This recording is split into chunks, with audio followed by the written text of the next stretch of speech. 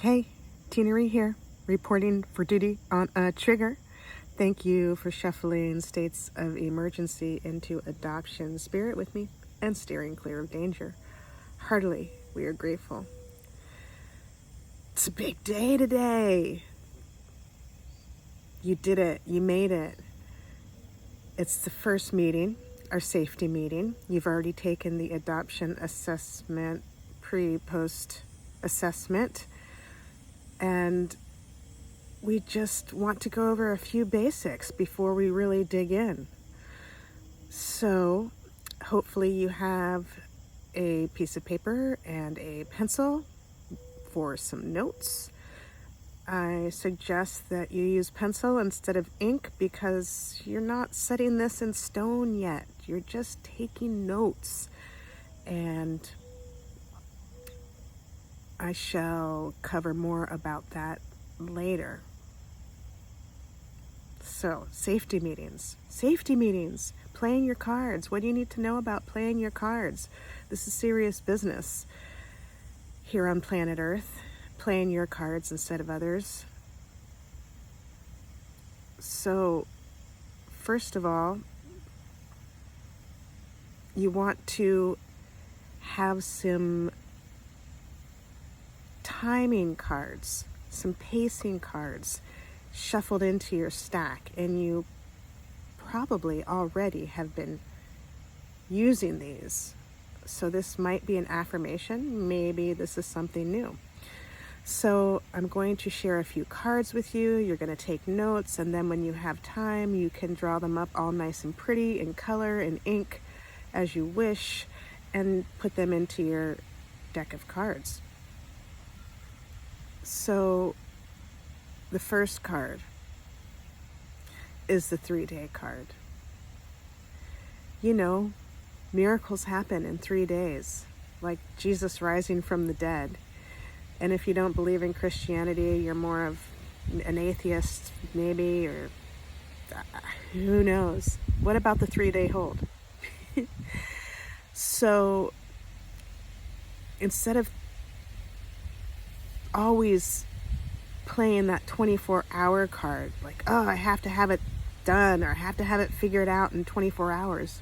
Give yourself 3 days. Have that 3-day card. Have that 72-hour card. And maybe you write it both ways, 3 days, 72 hours. And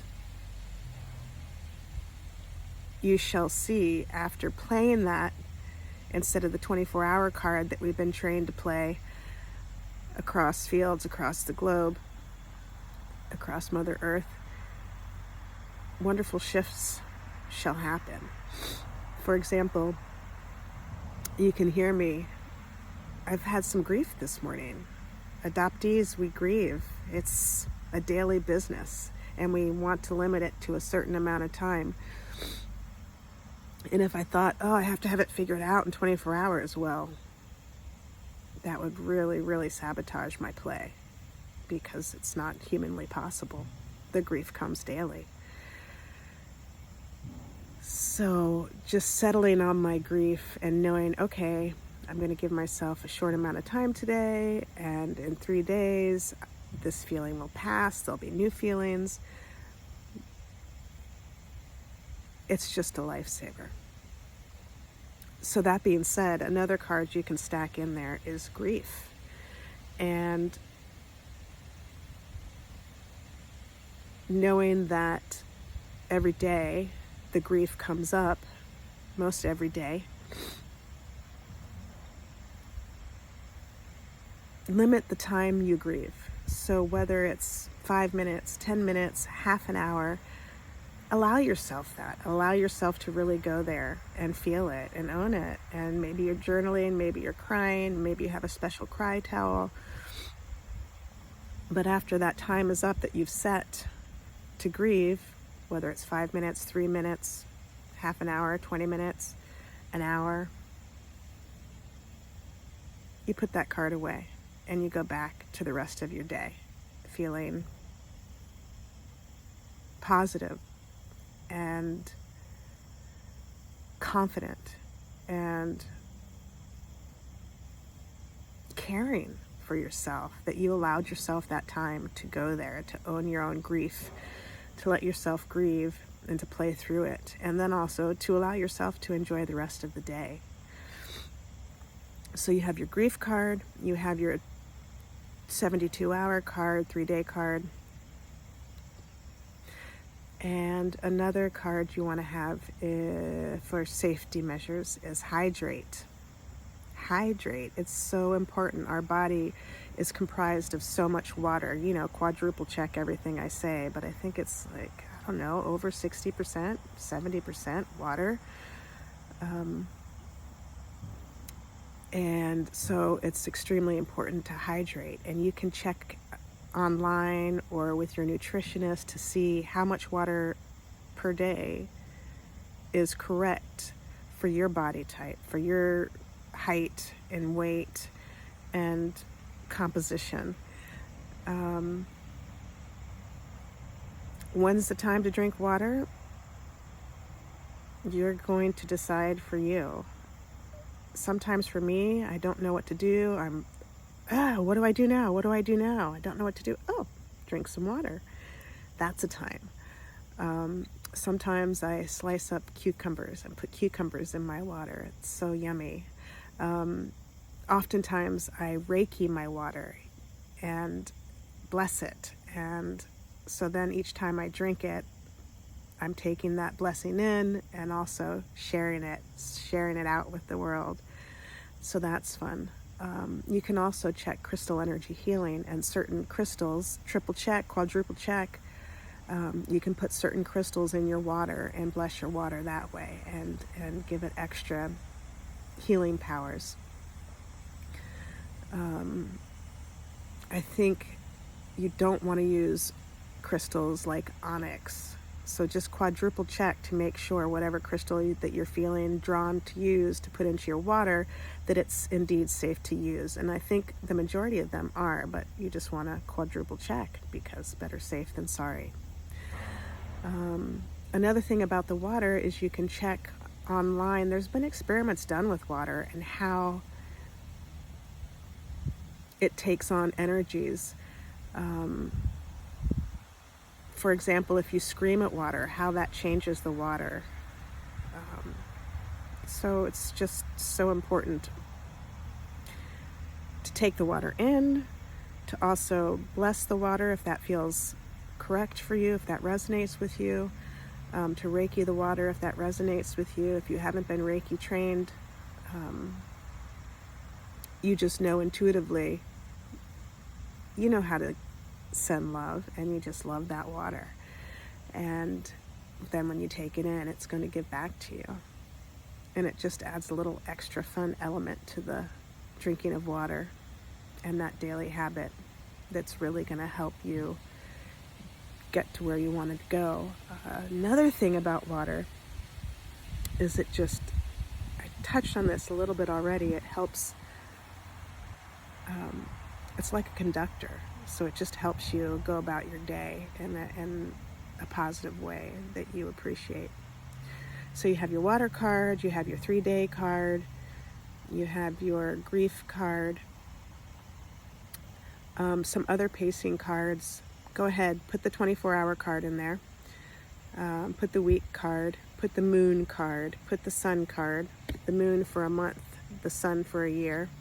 If you prefer to write in year or month, then certainly write it that way. And then other timing cards that you feel are correct. If you're a woman, you might put something to do with your menstrual cycle and add that timing in. You might even have a fancy name for your menstrual cycle. Let's see what else. Timing cards. Yes, so any timing that you feel is appropriate. Make sure that you write those out on a card and put them into your Stacked for Life deck of cards. So what that does for you, when you're writing down these cards, it's like magic. It just helps it happen. It's one thing to think it in your head and know it in your head, and it's another thing to write it down. Write it down, Make It Happen is a book by Henriette Ann Clouser. Write it down, make it happen. You can read more about the magic there, and I'm sure other authors have written about it, or other folk have broadcasted about the power of writing things down to make your magic happen. So then how you might use these cards is you have your Stacked for Life deck, and you don't know what to do. You're kind of at this stuck place. You shuffle up your cards and you pick one, and maybe one of these timing cards and pacing cards is going to come up, or maybe some other cards that we'll share about later in other sessions will come up. But it just adds a little fun element to how to manage some challenging times, how to make it a game, how to play through the challenging times. Loss and trauma, we all have that. We all are learning how to overcome, and the extra challenges that loss and trauma, it delays academic, linguistic, and cultural development, and at the same time breeds intolerance, hate, and violence within yourself and others towards you. So it can be really tricky. So these cards help play through that and help you tolerate yourself, help you tolerate other people, help you tolerate the grief, help you tolerate the loss, help you tolerate the trauma that you've been through, and heal. So yeah, that's pretty important and worth saying again, that loss and trauma delay academic, linguistic, cultural development, preventing you from being the person you want to be, stymieing you, obstructing you, blocking you. And at the same time, that loss and trauma breeds hate and intolerance and violence within yourself. And maybe yourself towards others, and maybe others towards you who are getting frustrated with you, to put it mildly. So if you know that, that can go on a card too. If you know that, it helps take some of the frustration out of that and helps you play through, realizing, oh, that's just the loss. It helps you play through. Oh, that's just the trauma. It helps you play through instead of getting sucked down that black hole. So again, that loss and trauma, it delays, obstructs, stymies, blocks academic, linguistic, cultural development, preventing you from being the person you want to be, while also breeding hate, intolerance, and violence. And we can learn how to play through that. And in fact, that's part of what we're doing here on planet Earth. So you're right where you need to be. Positive news. So I thought it would be fun to share outside today. Be in it, be in nature. That's another safety card to help transmute these negative, low vibes. Nature. That can be on one of your cards. And maybe you have special names, maybe special places you prefer to go, from the forest to the beach. Maybe you prefer to walk or go birding or biking, so you can add some of those things in as part of your safety meeting, safety cards, safety dance. Let's see, what else? Safety meeting, safety meeting. Safety meetings are helpful to have. Perhaps you schedule a daily safety meeting with yourself. Maybe it's morning, noon, and night. You check in with yourself, like a commercial break, just checking in to see how you're doing. Maybe you're at the point where it's just once a week. You're kind of having an overview of yourself and checking in with yourself. Maybe it's just at 5 o'clock or 6 o'clock in the evening. That's when, after a long day, often the stress really hits. The stress of life, the stresses of life And so maybe it's preferable for you to do it in that evening time before you jump into the last part of your day, to have a little safety meeting with yourself. And maybe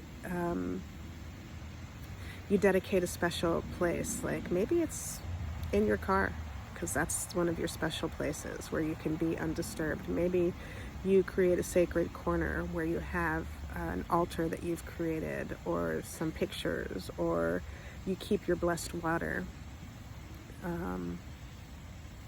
Maybe it's on your treatment table. You have a treatment table or massage table to help you overcome your loss and trauma. Maybe that's where you have your safety meetings, or maybe it's in a special chair or on your bed. So you get to determine where you'd like to have these safety meetings with yourself. And just really enjoy being a mother and a father and a love to yourself, just really nestling into that. Maybe you have a woolen or a silk shawl to help you get into that space. Those materials are blessed, sacred. You can read more about the properties of those materials, wool and silk, why you might choose those over others to be with you during your safety meetings. Maybe you actually have a woolen or silken magic carpet that you sit on or kneel on or lay on to help you just create the space, the safety meeting space. Let's see, what else? Safety meetings.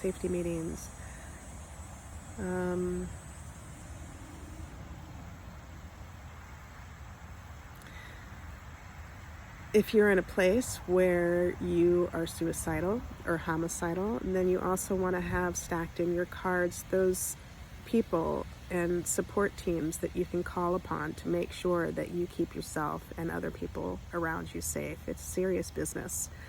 And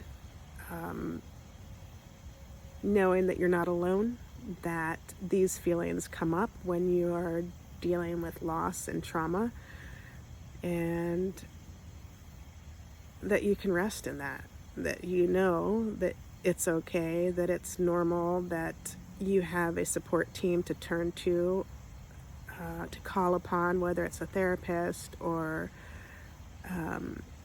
maybe you have a special YouTube channel that you prefer to tune into that just helps set you straight if you don't enjoy having a therapist or a doctor.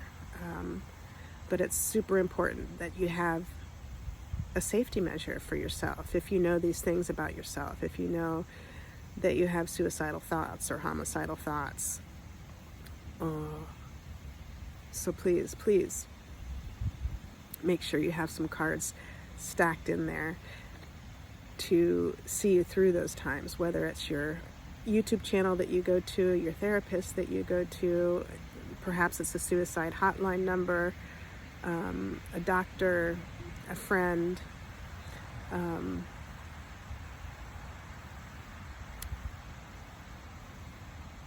Sometimes it's necessary to reach out, and if you know ahead of time and you're prepared, that it just makes that transition easier.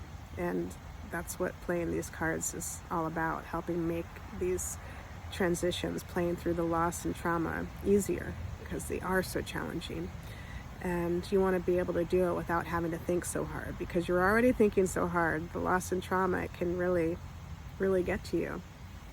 So to have a stacked deck of cards so you don't have to think so hard, it's like your treatment plan for life, in miniature version, in 3x5 little miniature handheld versions. Manageable. SMART goals. SMART goals are specific, measurable, achievable, relevant, and time-bound. And that's another way to describe this deck of cards that you are building, that you've already been playing, that you've already been building.